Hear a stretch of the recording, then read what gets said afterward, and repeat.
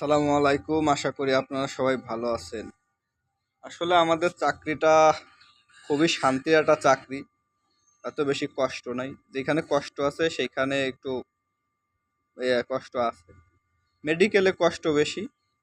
মেডিকেলে যেমন মনে করেন যে আপনার রাস্তাতে শুরু করে 4 তলা পর্যন্ত ডিউটি করা লাগে, 8 ঘন্টা ডিউটি, দাঁড়ায় ডিউটি, মানুষ খেদানের ডিউটি, মানুষের লাইন লাইন ফাইল ঠিক করা ডিউটি, মানুষের পথ দেখানো ডিউটি।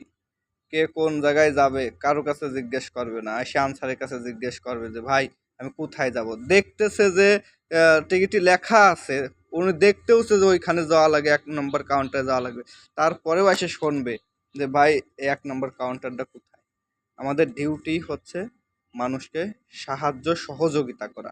আমরা হচ্ছে আনসার বাহিনী। আনসার মানে হচ্ছে সাহায্যকারী, আর আমাদের কাজই হচ্ছে সাহায্য করা। এই কারণে আমরা যত দূর পারি মানুষকে সাহায্য করি, কখনোই মানুষকে বিভ্রান্তির ভিতরে ফেলাই না। আমরা যত দূর পারি সাহায্য সহযোগিতা করি। না জানলে ওই বিষয় ওই কথাটা আমরা বলি না যে আমি জানি বা অন্য দিক দেখাই দেয়, এইভাবে আমরা দেখাই না। না জানলে ডাইরেক্ট বলে দেই যে ভাই আমি জানি না, আপনি অন্যজনের কাছ থেকে জানিয়ে নেন। আমরা কখনো মানুষকে ভুল পথ দেখাই না। আমাদের কাজই হচ্ছে মানুষকে সহযোগিতা করা। ছোট বড় যত কেপিআই আছে, সরকারি বেসরকারি, সব জায়গায় আনসার কাজ করে। আনসারের একটা সম্মান আছে। আনসার একটা সাহায্যকারী বাহিনী।